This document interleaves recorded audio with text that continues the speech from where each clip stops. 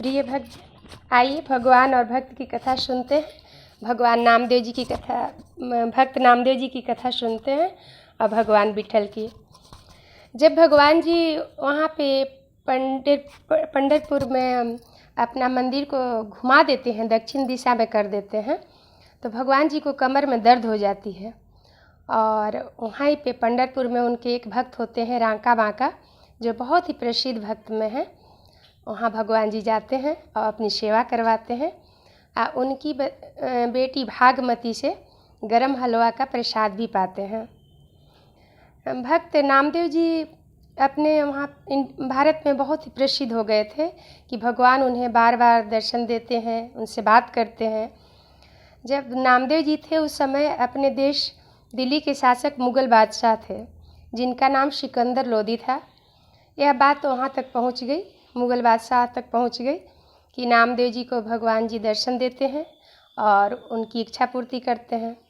इस पर सिकंदर लोदी ने अपने कुछ आदमी और सैनिक को भेजे कि जाओ नामदेव जी को पकड़ कर ले आओ। सैनिक लोग आए और बोले कि आपको मुग़ल बादशाह ने बुलाए हैं। नामदेव जी को वहाँ पर ले जाया गया दिल्ली। तो सिकंदर लोदी बोले कि आप कुछ चमत्कार दिखाइए। इस पर नामदेव जी बोले कि हजूर हम कुछ चमत्कार नहीं दिखाते, अगर हम चमत्कार दिखाते तो हम इतना गरीब क्यों होते, फिर तो हम चमत्कार से ही अमीर बन गए होते। इस पर सिकंदर लोदी जी कहे कि नहीं, बादशाह बोले कि नहीं, कुछ तो दिखाना ही पड़ेगा। एक मरी हुई गाय उनके सामने लाया गया और बोले कि इसे जिंदा करके दिखाइए, अगर आप भगवान जी से बात करते हैं, आपको भगवान जी दर्शन देते हैं तो। इस पे नामदेव जी ने तुलसी दल रा लिख कर गौ माता के मुख में रखे और भगवान का पद गाने लगे और भजन करने लगे। हे नाथ, हे विठल, हे भगवान, अब आप ही कुछ कर सकते हैं, हम क्या कर सकते हैं, हम गरीब के हाथ में कुछ नहीं है। भगवान आप करिए, गौ माता की रक्षा आप कीजिए। और देखते ही देखते गौ माता जीवित हो जाती हैं। इस पर बादशाह खुश होते हैं और बोलते हैं कि आपको क्या चाहिए, आप मांगिए।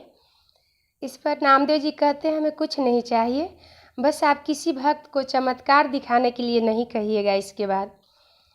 पर बादशाह कहते हैं कि नहीं, हम आपसे खुश हैं, आपको कुछ तो लेना पड़ेगा। बहुत सुंदर रत्नों से जड़ित उनको एक पलंग उपहार में देते हैं और बोलते हैं ये पलंग मेरे आदमी लोग आपके घर पहुंचा देंगे। इस पर नामदेव जी कहते हैं कि नहीं, यह पलंग तो भगवान के लिए है, भगवान का है, इसलिए मैं खुद ले जाऊंगा।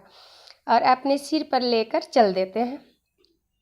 जब वह चल देते हैं वहाँ से रास्ते में, तो उन्हें लगता है कि इतना कीमती रत्न जड़ित पलंग की मुझे रक्षा करना होगा और भगवान विठल की सेवा में मेरा ध्यान भटक जाएगा, इधर उधर पलंग के प्रति ध्यान जाएगा। ये सोचकर नामदेव जी उस पलंग को माँ यमुना की नदी में डाल देते हैं और जाने लगते हैं भगवान विठल विठल विठल गाते हुए भजन पद उनका। ये बात वहाँ बादशाह को पता चल जाता है कि नामदेव जी ने तो पलंग को यमुना नदी में डाल दिए। फिर सब अपने सैनिक को भेजते हैं कि नामदेव जी को पकड़ कर ले आओ। इस बार बादशाह बात को घुमा कर बोलते हैं नामदेव जी से कि नामदेव जी, जो पलंग हम आपको उपहार में दिए हैं उसे दिखाइए, मेरे सैनिक को, मेरे कारीगर लोग को सेम वैसा ही पलंग बनवाना है मुझे दूसरा। नामदेव जी बात को समझ गए कि ये फिर से चमत्कार इनको चाहिए। बोलते हैं आओ मेरे पीछे। आप जाते हैं जमुना किनारे और माँ यमुना नदी को प्रणाम करते हैं और प्रवेश कर जाते हैं और उसमें से उससे भी कीमती और उस पलंग को भी बाहर निकाल कर लगा देते हैं। 8-10 पलंगें उन्होंने किनारे पर लगा दिए और बोले इसमें से जो पलंग आपका है आप ले लो और देख कर बनवा लो कारीगर से। बादशाह उनका चमत्कार और भगवान के प्रति भक्ति देखकर नतमस्तक हो जाते हैं और नामदेव जी के चरण में प्रणाम करते हैं और कहते हैं भगवान हमसे नाराज़ हो जाएंगे, क्षमा कर दीजिएगा और आपको क्या चाहिए कहिए। इस पर नामदेव जी कहते हैं कि आप किसी भी भक्त को कभी भी बुलाइएगा नहीं, परेशान नहीं कीजिएगा और मुझे तो कभी भी नहीं बुलाइएगा, हमें कुछ नहीं चाहिए। और भगवान की प्रार्थना करते हुए पद गाते हुए वो चल देते हैं। जब वो घर आते हैं तो उनकी झोपड़ी में आग लगी जाती है, किसी कारणवश आग लग जाती है। अब वो क्या करते हैं कि भगवान विठल की पद गाते हुए जो साइड में जो जिधर आग नहीं लगी होती है वहाँ की भी सामान उठा उठा कर आग में डालते जाते हैं। अब बोलते हैं भगवान विठल के आधे ही सामान को लेंगे, ये गुड़ ये घी ये किसके लिए है, सब भी तो आप ही का है, इसका भी तो भोग लीजिए, और आधे ही झोपड़ी को जलाएंगे क्या, पूरा जलाइए। पूरा सामान उठा उठा कर जलते हुए आग में डालने लगते हैं। गांव के आस पड़ोस के लोग आग बुझाने आते हैं तो कहते हैं कि देखो हम लोग तो इनके आग बुझाने हैं, आई खुद ही अपने झोपड़ी में और आग को बढ़ा रहे हैं, आग लगा रहे हैं। फिर सबने आग को बुझाया और ये तो अपने पेड़ के पास नीचे जाकर भजन गाने लगते हैं, विठल विठल विठला पांडुरंग विठला। फिर वहाँ पे भगवान कृष्ण कन्हैया सोचते हैं कि हमारे भक्त का तो झोपड़ी जल गया, अब क्या किया जाए। और सब लोग ने यहाँ पे सलाह किया कि इनके अब ऊपर का छज्जन को हम लोग नहीं छाएंगे, क्योंकि ये खुद ही आग लगाते रहते हैं और हम लोग इनके झोपड़ी के लिए परेशान हैं, कोई नहीं छाएगा। ऐसा फैसला वहाँ आस पड़ोस के लोग करते हैं। माता रुक्मणी पूछती हैं भगवान जी से कि आप कहाँ जा रहे हैं। तो कन्हैया जी कहते हैं कि मेरे भक्त का झोपड़ी जल गया है, हम वहाँ बनाने जा रहे हैं। तो माता जी कहती हैं कि हम भी चलेंगे। भगवान जी कहते हैं ठीक है चलो, पर वहाँ कुछ करना भी पड़ेगा। तो हाँ, ऐसे तो भक्त आपके भक्त हमसे कुछ करवाते नहीं हैं, तो हम भी करेंगे आज सेवा। भगवान जी और माता रुक्मणी दोनों साधारण मनुष्य के भेष में आ जाते हैं। बोलते हैं कि भैया आपका छप्पर जो ऊपर का जल गया है हम छा देंगे, बस मुझे भर पेट भोजन चाहिए। नामदेव जी कहते हैं अच्छा बात है, छाइए, भोजन हम बनाएंगे, खिलाएंगे आपको अच्छे से। और उन दोनों खूब सुंदर, इतना सुंदर उनके ऊपर का झोपड़ी बना देते हैं, छा देते हैं।